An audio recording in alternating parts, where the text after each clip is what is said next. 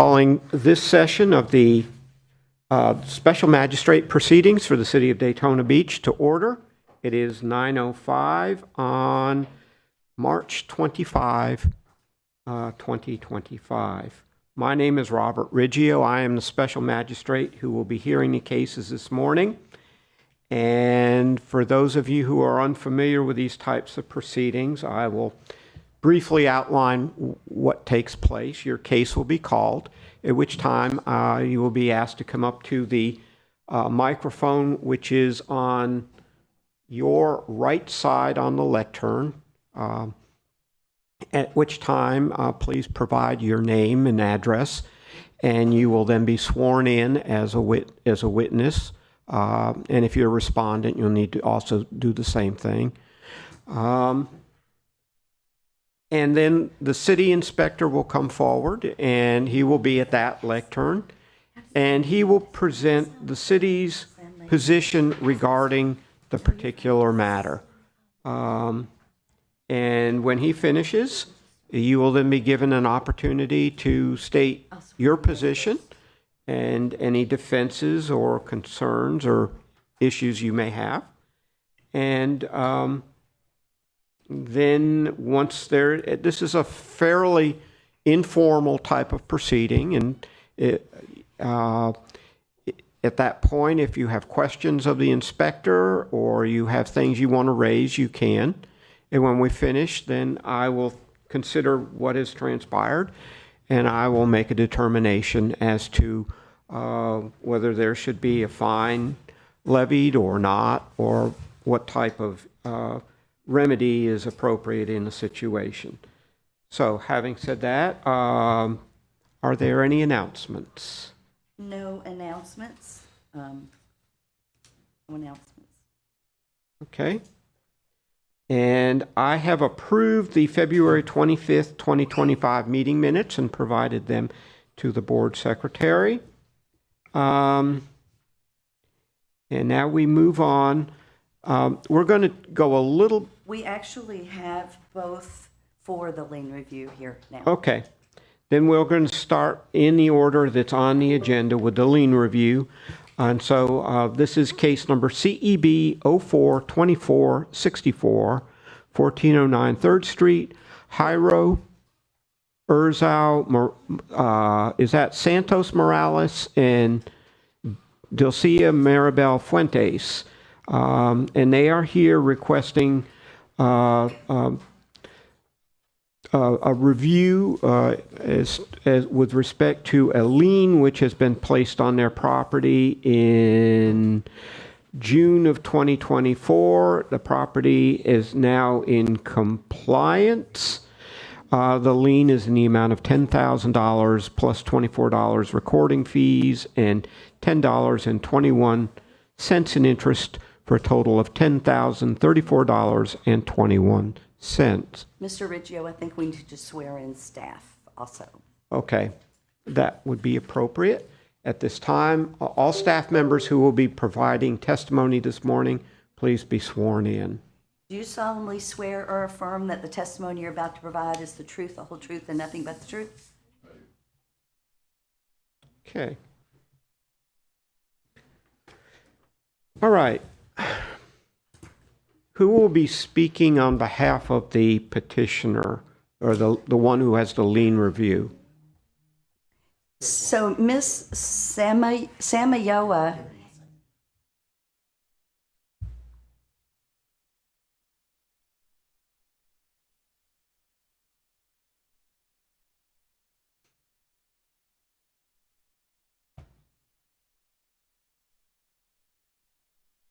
Just 1 second.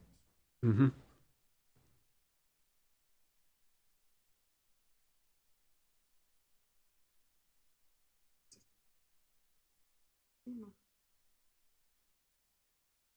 so Ms. Samayoa in the middle is the translator, and I'm going to go ahead and swear her in. Okay, that would be fine. Do you solemnly swear or affirm that the interpretation that you give in this hearing will be a true interpretation from English to Spanish and from Spanish to English of the questions asked and the answers given, and you will make a true translation into English of any writing which is required by you to decipher or translate to the best of your ability. Yes, I do. Thank Narva you. Samayoa, certified Florida staff interpreter. Okay. And I'm going back to my question. Who Okay. is going to be making the presentation, I expect in Spanish, on behalf of the person requesting the lien review? And your name is? Mi nombre es Dilcia Fuentes. Dilcia Fuentes. Okay. And has the ¿Hacer un juramento todavía? the individual seeking the lien review been sworn in? No, not yet. Okay, we will need to swear you in, and then you will provide your statements, and then the translator will provide them to me in English. Do you solemnly swear or affirm that the testimony you're about to provide is the truth, the whole truth, and nothing but the truth? ¿Más que nada? Así lo hago. Yes. Okay. And before me today, the two individuals before me, Oh, did he are- get sworn in? your name, please? Yes. Mi nombre es Dilcia Fuentes. My name is Dilcia Fuentes. And is the gentleman going to testify as Okay. well? Yes. And his miss? Jairo Saúl Morales. Jairo Esaú Morales. That's good.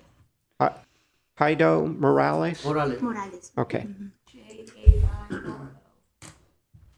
All right. This time, if you can present why it is you feel that there needs to be a revision to the lien which is currently on your property.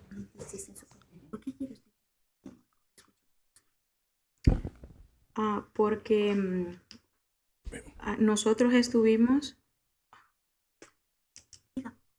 Excuse me a second, Mr. Butler. We've already come to an agreement on the amount. Just wanted to put that in the loop. Okay, since this is a lien review, there should be a basis for the lien review, whether it's, they putting money into the property or that they had something unexpected happen. But that should be in the record. Just Yes, sir.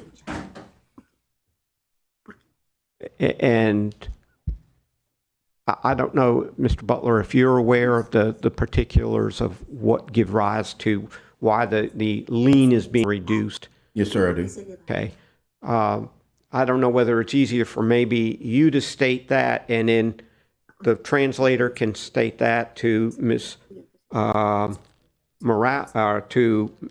Ms. Fuentes, and then she can say, yes, it's correct, or what have you. It may be, that may speed things up a little bit since we're going through translators and you've already had discussions with them. Yes, sir. If you could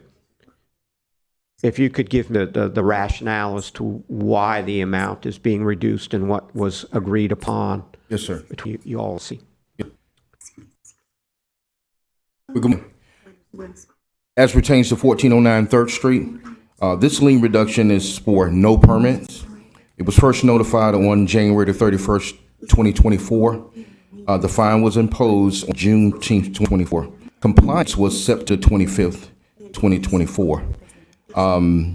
Staff, we request a lien reduction from $10,034 down to $2,500. In January, work was being done without a permit. The contractor whom they hired stiffed them, left them high and dry. Okay. The process, so they hired another contractor who then submitted the proper paperwork, started back and forth with the city. It took a while to get it completed, but I stated, as of September 25th, it came into compliance.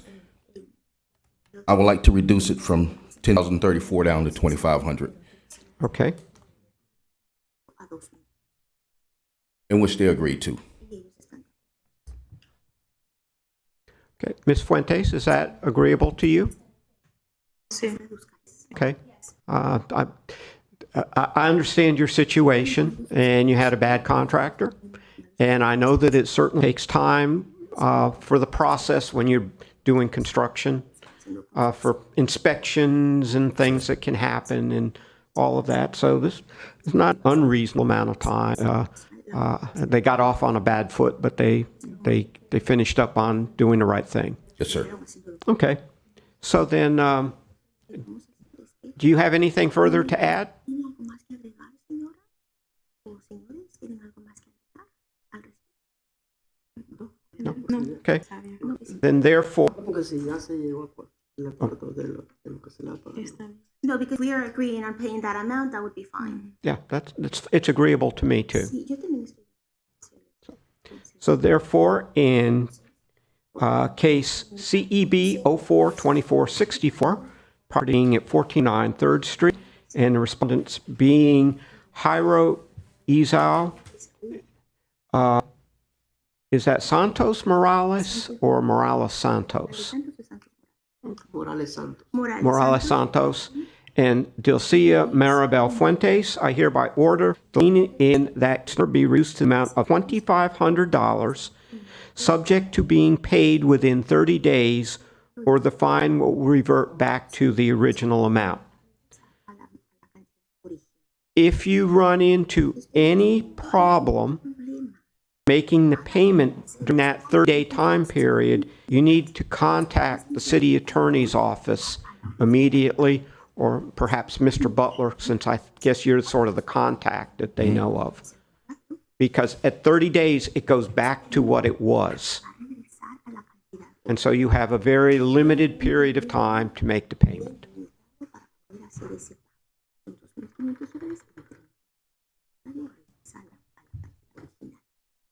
De Okay. acuerdo. Is that understood?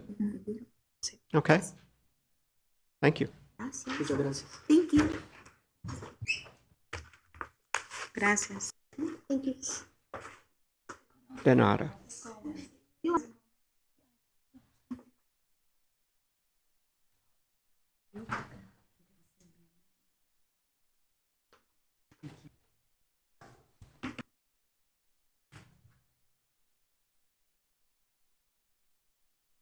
Okay, our next case is number 5. It's case number 1, actually, in terms of cases. RTL 032516, Mark Wolfel, John, cite for failure violations of Land Development Code Article 4, Section 4.1A, Article 5, Section 5.2.8.2 at 145 North Halifax Avenue, number 205. Okay. Ms. Warfel is present on Zoom, Ms. Johnson? or Miss, I'm sorry, Miss Johnson. Ms. Johnson, can you hear me? We cannot hear you. We have a, Check your phone and see if it says mute. You might have muted yourself. Oh, I don't think she has to give access to her phone. microphone. yeah, if she's using any device, she has to. Okay, Miss Johnson, hold on. No one's here, right? Hello, Miss Johnson. Do you see an arrow with like on the headphones? It's in the lower left-hand corner. It should say join computer audio, something to that effect.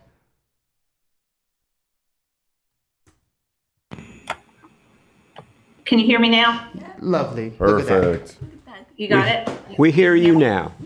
Yay. Don't change anything. Okay, I won't. You will need to be sworn in by the board clerk. Could you raise your right hand, please? Do you solemnly swear or affirm that the testimony you're about to provide is the truth, the whole truth, and nothing but the truth? Yes, ma'am. Thank you.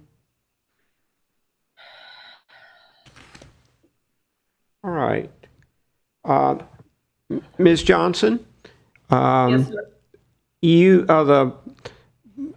Mr. Yates will now provide the particulars of why you are here today, of the violation. Right. Mr. Yates?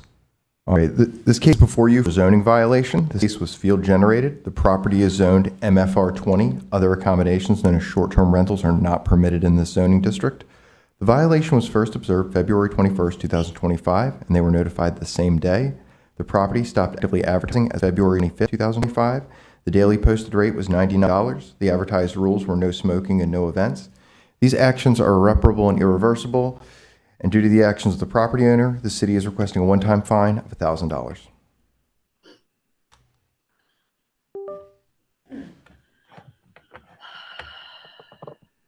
Okay. Ms. Diaz, do you have anything to say on behalf of the city?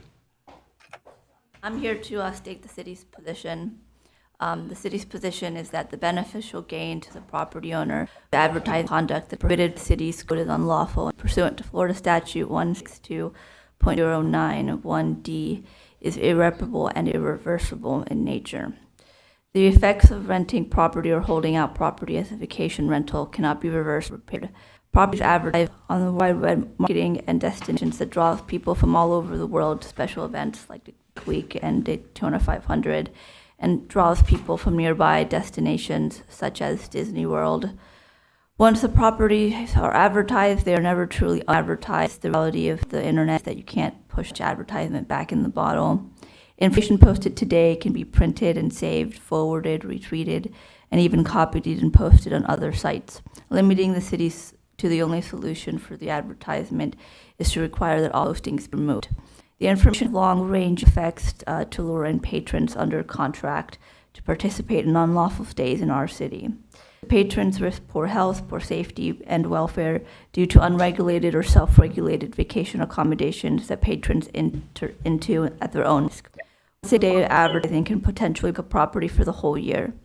These stays are potentially to the detriment of the patron and definitely to the detriment of the licensed hotels, motels, and lawful vacation rentals that have gone through proper zoning, regulation, proper inspection, proper licensing, proper insurance, and proper taxation required by law.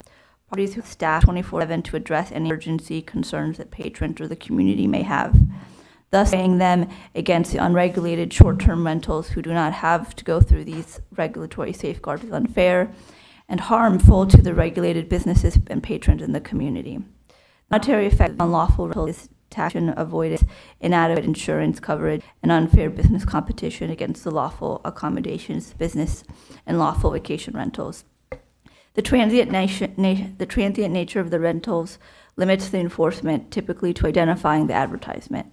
By the time code enforcement arrives, properties transient are typically given for property or claim a misleading representation of the relationship that contradicts the advertised visitor comments. The community effect is that the transient business used within unauthorized residential neighborhoods affects density, parking, noise, and safety. They affect the enjoyment expected in residential neighborhoods. It diverges from the traditional and reliable resident norms that the community expects. There is a demand from the business community and our residential community to our commission that has led to a request for a strong deterrent to those that are raking in profits, avoiding local taxes, avoiding zoning requirements and regulatory controls, and wreaking havoc in residential communities. We have all seen rentals go for amounts as much as several $1,000s a week, gaining funds and fines. That is, fines are the only deterrent tool available. By the time we arrive and stop, the beneficial gain are already realized. State law adopted by the city defines vacation rentals to include advertising for transient guests. Therefore, the city requests a finding that these violations are irreparable and irreversible in nature. Also, given the gravity of the violations, a fine of up to $15,000 is warranted. Thank you. Thank you.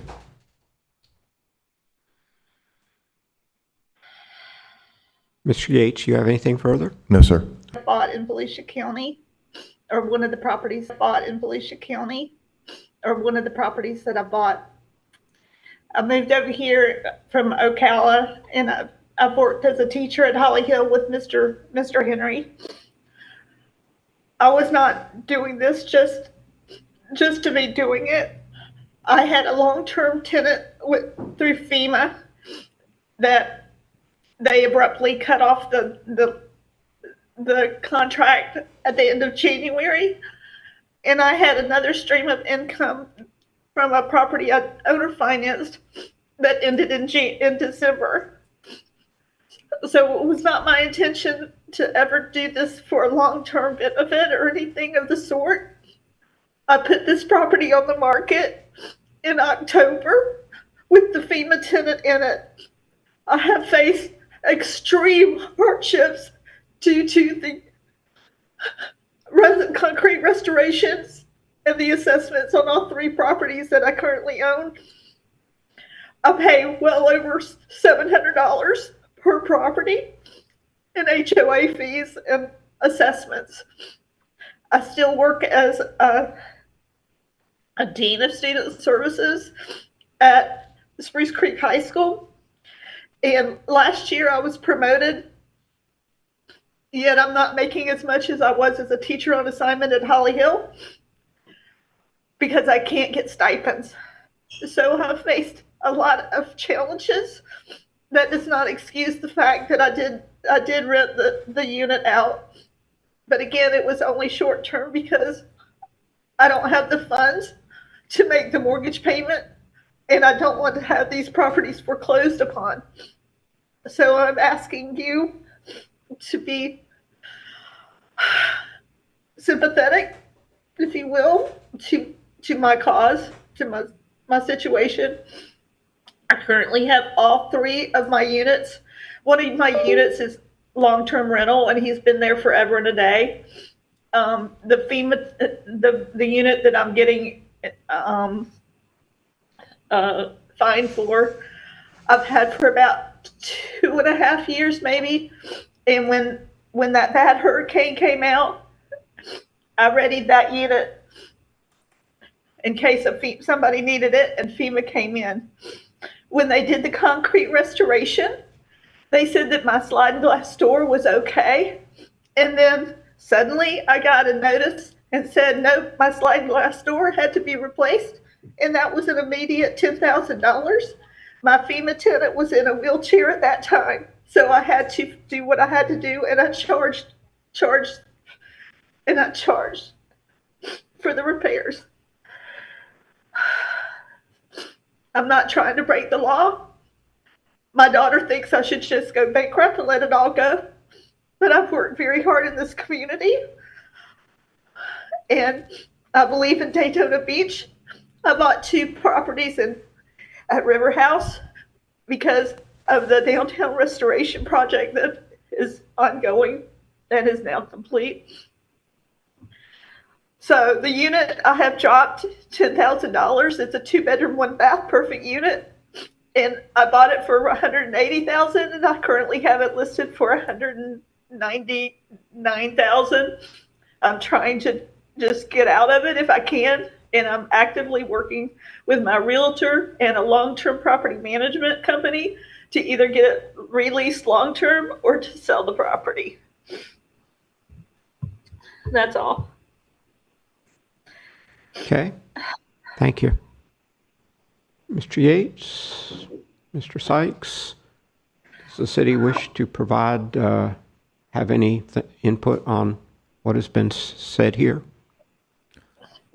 Yeah, if you feel it would be appropriate in this matter to reduce the fine, we would have no objection to it. Okay. I understand the situation. I do understand that, but also feel that, you know, that when there are hard times, that doesn't necessarily mean that you can avoid the impact of the law on such situations. So I am amenable to a reduction, but not totally eliminating the fine under these circumstances. Do you have any recommendations? We would be willing to go down to 5 in this circumstance, especially considering the no review and the quick turnaround. Okay. I would be amenable to that. And Ms. Johnson, there's something I hope you understand about a fine that is issued in these. They are not, while they can be paid immediately, and I've heard the city attorney's office say this before, they actually become a lien against the property that continues to run. And if you are putting the property up for sale or whatever, then typically when there's a closing, that comes out of the proceeds of the closing, but not out of your pocket directly. So it's not like, So under the circumstances, and I'm amenable to reducing it to $500. Thank you, sir. Okay, so therefore, in case number 1, I hereby find the respondent, Margaret Warfel Johnson, in case number RTL 032516, as the owner of the property at 145 North Halifax Avenue, number 205, to have been in noncompliance of Article 4, Section 4.1.a, and Article 5, Section 5.2.a.2 of the Land Development Code, which prohibit short-term rentals in zoning districts not zoned for short-term rentals. Such violations are irreparable and irreversible because the compliance on February 25th, 2025.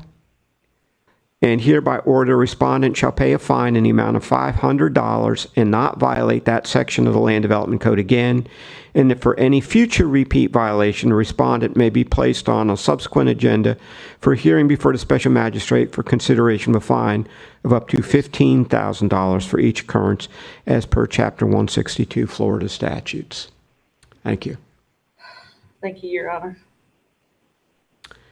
Right, let's move on to case number 2. RTL 032517, Marcetta Richardson and Gary Richardson cited for failure to correct violations of Land Development Code Article 4, Section 4.1.a, Article 5, Section 5.2.a.2 at 175 Yorktown Drive, Unit 11. Is there anyone here on behalf of the Richardsons? Are they on Zoom? They are scheduled to be on Zoom, however, they're not here, or they're not in the meeting. Okay. Have they been properly notified? Yes, sir. Okay, well, why don't we just move on to case number 3 quickly, and then we'll come back to that one, and if they're still not here, then they will have missed their chance to have input into this proceeding, but they were notified of it. Let's move on to case number 3, RTL 032518, Central Florida GOTA LLC, cite for failure to correct violations of Land Development Code Article 4, Section 4.1.a, Article 5, Section 5.2.a.2 at 2326 South Peninsula Drive. Sir, if you could provide your name and address to the board clerk and be sworn in. No, you can just state it. My name is Larry Gomez. I'm a manager in Central Florida GOTA. You are the manager? Yes, sir. Okay. You need to be sworn in at this Do you raise point. your right hand? Do you solemnly swear or affirm that the testimony you're about to provide is the truth, the whole truth, and nothing but the truth? Okay. Mr. Gomez, how are you today? You are here. The respondents is a company called Central Florida GOTA LLC. How is it that you are here speaking on behalf of them today? Have they authorized you to speak on your behalf? Yeah. Okay, so you're stating that you've been authorized to speak on behalf of the respondent, Central Florida GOTA LLC? Yes, sir. Okay. And you're a property manager? No, I'm the manager of the company. Okay. Oh, you are the manager of the company. Yes, okay. sir. I'm sorry. Okay. All right. Mr. Yates, can you give the particulars of this proceeding? The case before you is a zoning violation. This case was field generated.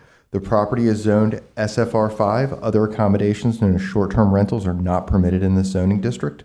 The violation was first observed March 5th, 2005, and they were notified the same day. The property stopped actively advertising as of March 11th, 2025. The daily posted rate was $216. The advertised rules showed a check-in, check-out of 4 p.m., 11 a.m. These actions are irreparable and irreversible in nature, and due to the actions of the property owner, the city is requesting a fine without help. All right. Were there any reviews, Mr. Yates? Were there any reviews? No, sir. No reviews. Okay. Hello, Mr. Gomez. Do you remember earlier when I made a big speech about the city's position? Would you like me to repeat that speech, or do you remember it from what I did? City just recommends that it be read into the record. Okay. Then Mr. Gomez has agreed that Ms. Gomez's, or, yes, Ms. Diaz's presentation that was made earlier in case number 1, RTL 032516, regarding these matters, or the city's position that these types of matters are irreparable and irreversible, that be incorporated into the record. Mr. Gomez, you obviously, if you feel that have objections to that, you can state them. I'm just incorporating their argument that was made into the record. Okay. We bought the property and we contract some property manager to run the business. And he recommend we can do short rents. He made a big mistake. He used a plan to see we can do that in this property. This is a mistake. Now we list the property. Now I'm selling the property because I can do that in the property. I just asked for reduce the fine because it was a mistake, and we rent the property in this place because now it's on list. Okay. Could this property be rented for long-term rental? Absolutely. Okay, so it is capable of being rented, but not being capable of short-term rentals. Correct. Yes. We are selling property. It was impossible to have from long term. Okay. It's not your fault. Oh, yeah, no, It's my you're fault. fine. Yeah. Okay. You know, the property manager fault. Sorry. We asked the city, and the city is told we can do that in the property, and now list the property for rent. Yes, he did remove the property immediately once notified, and the property did not have any reviews. Okay. And the city is requesting the typical fine of $1,000. Yes, sir. And that is what has been levied for several years now. I don't see any basis for any reduction in the amount. So that is the fine that will be placed on this property, unless the city has any reason to say otherwise. No. No. Okay. All right.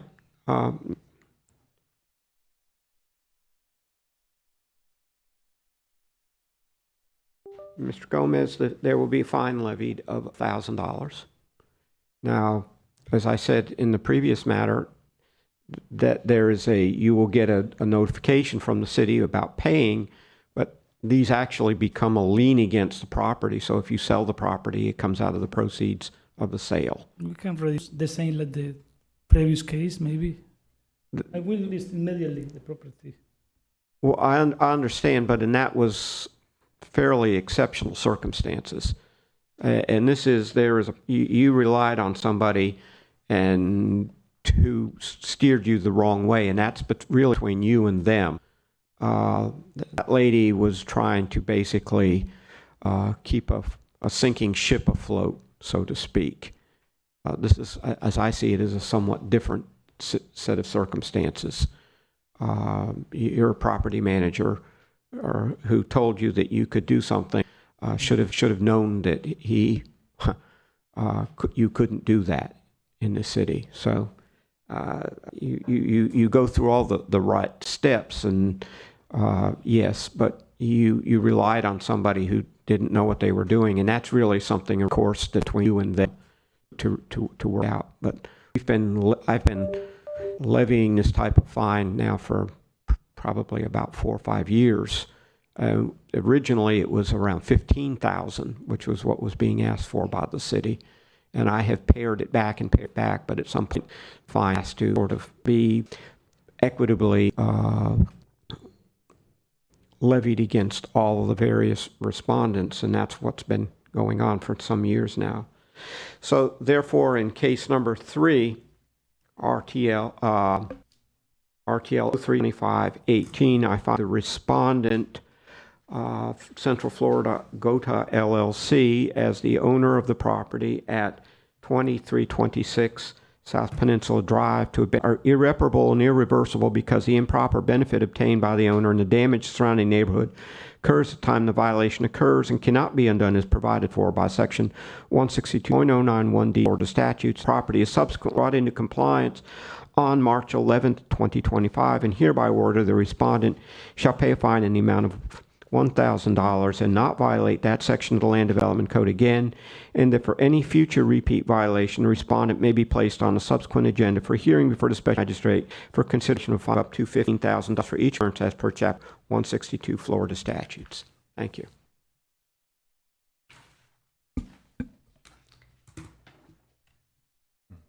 Your Honor, case number 2 is here via Zoom now. All right. We will go back to case number 2, RTL 03-2517. Marcetta Richardson and Gary Richardson are cited for failure to correct violations of Land Development Code Article 4, Section 4.1.a, Article 5, Section 5.2.8.2 at 175 Yorktown Drive, Unit 11. Ma'am, Okay. Ms. Richardson, can you hear me? Could you raise your right hand, please? Do you solemnly swear or affirm the testimony you're about to provide is the truth, whole truth, and nothing but the truth? Ms. Richardson, you're on type of mute. We can't hear you. You need to... There she goes. Is that good now? There you go. That's fine. So did you said I do? Yes, I did. And could you also state your name, please, just for the record? Marcita Richardson. Thank you. Okay. Mr. Yates. The case before you is a zoning violation. This case was field generated. The property is zoned RP. Other accommodations known as short-term rentals are not permitted in this zoning district. The violation was first observed March 5th, 2025, and they were notified the same day. The property stopped actively advertising as of March 7th, 2025. The daily posted rate was $90. The advertisement displayed 37 reviews, and the check-in, check-out time were shown as 4 p.m. and 11 a.m. Actions are irreparable and irreversible in nature, and due to the actions of the property owner, the city is requesting a one-time fine of $1,000. Okay.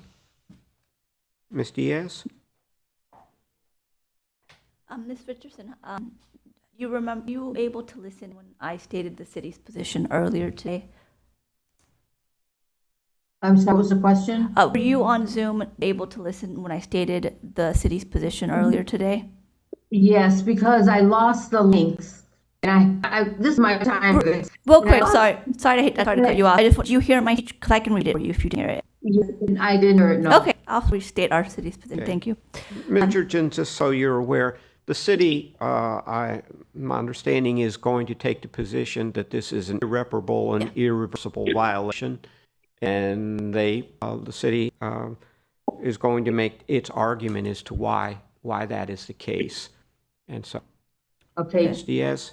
Well, I was not aware So, that I could the not city's do position.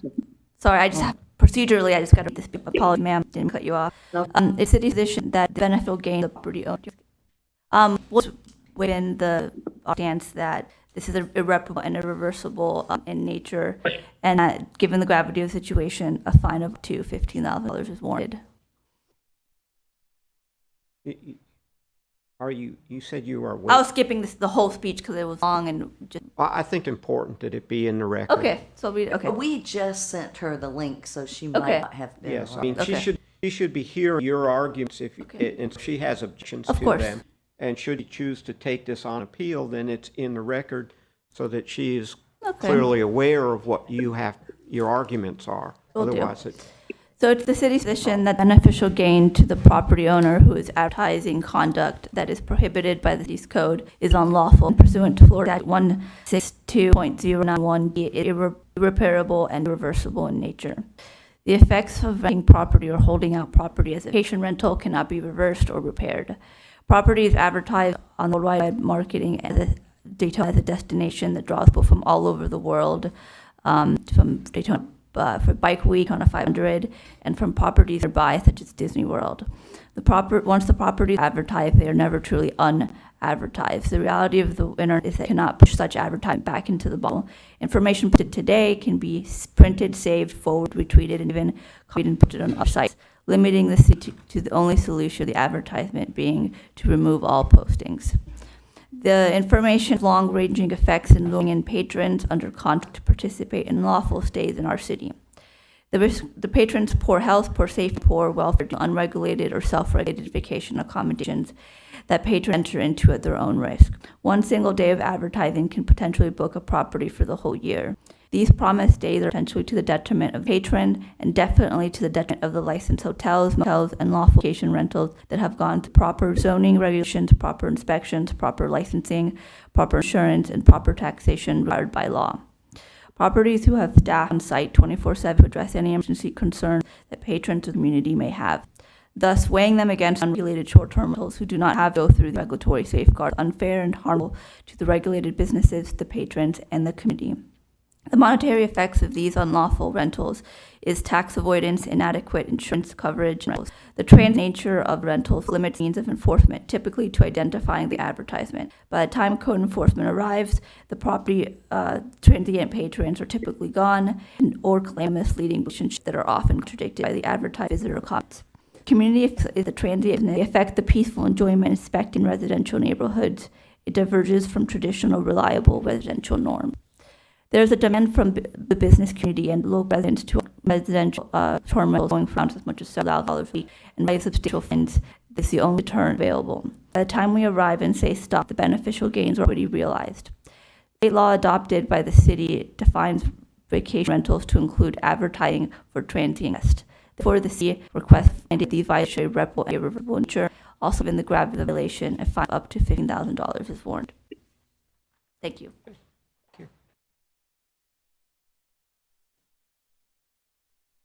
Okay, Ms. Richardson, it's now your turn. Yes. I wasn't aware that I couldn't do short-term rental. I didn't know about it. That's as simple as that, I guess. Okay. I immediately took it down when I was aware of it. I understand that. I understand most cases that would be considered a defense, but in Florida law, you are presumed to have knowledge of the ordinances of a city, and even if you don't sit down and read through their code and take that time, you're still on the hook because of that presumption. And this goes back, I think it was 1920s or thereabouts when the Florida Supreme Court made that decision. So it's been around a while, and it has application in these types of proceedings that whether or not a respondent is aware of a particular code provision is not a defense to that matter. Now, I understand that, and unfortunately, there's been a proliferation of laws over the last 100 years or so, but nevertheless, that presumption still applies in these situations.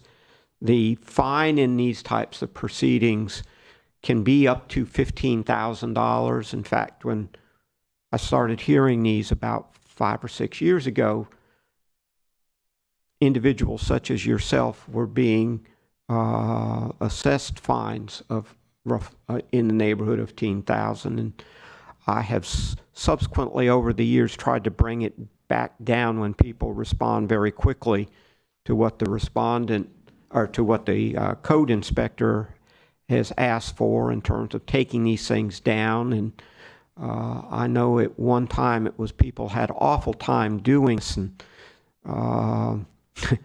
somehow all of a sudden they seem to be able to do it fairly quickly like you did. And so it has had a beneficial effect. We used to have, I think, sometimes 15 or 20 of these matters each proceeding, and now we're down to just a handful. And so it's starting to show, but I still like to treat likes like likes And, you know, in your situation, unless there is some other compelling reason, the fact that you're not aware of this this code provision is not considered to be a defense, and that the city's request for $1,000 fine is consistent with the way individuals have been assessed these fines for now going on about 3 or 4 years. So, but if you have any further to say, I'd be happy to hear. Well, I didn't start renting it until everything, the taxes went up, the HOA went up, the insurance went up, I just couldn't afford it. That's, I guess, the only defense I have. I'll just take my punishment. Okay. I understand. Unfortunately, one of the entities that I've noticed over the years never seems to get contacted about these is the city. You know, HOAs are a local for your community, but they are not the same as a municipal government. So, okay, therefore, in case number 2, I hereby find the respondent, Marcetta Richardson and Gary Richardson. Is there any way I can reduce it in? Excuse me? Excuse me, I didn't Is hear there what... any way I can reduce? Is there any way I can reduce the fine any? Not that I'm aware of. You have to present me an argument that I think is worthy of being considered. And the argument that you were not aware of it is not one that is, you know, in law is not a recognizable argument. So, Okay. so therefore, let me start again. I hereby find the respondent Marcetta Richardson and Gary Richardson in case for RTL 032517 as the owner of the property at 175 Yorktown Drive, Unit 11, to have been in noncompliance of Article 4, Section 4.1.a and Article 5, Section 5.2.a.2 of the Land Development Code, which prohibit short-term rentals in zoning districts not zoned for short-term rentals.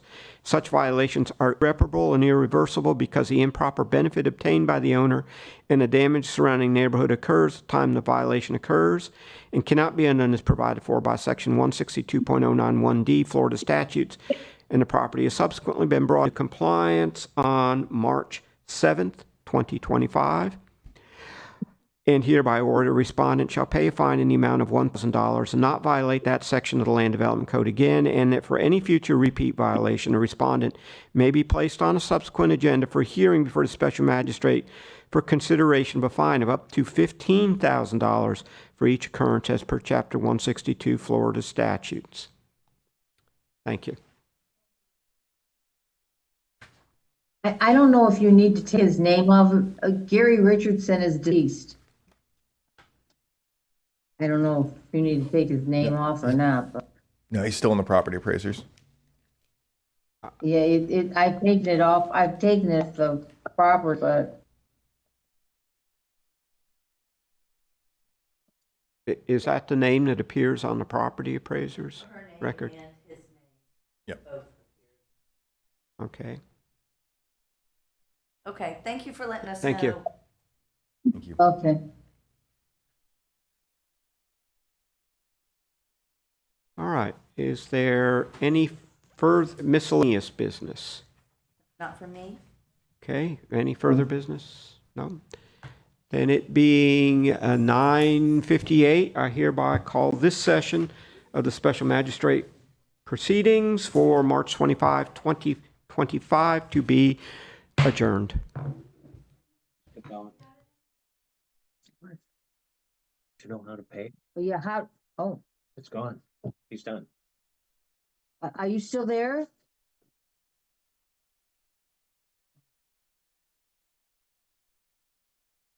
I'm sure, So how do you pay? well, I'll call the, I mean, I'm sure, Well, there's a call in right, to the court.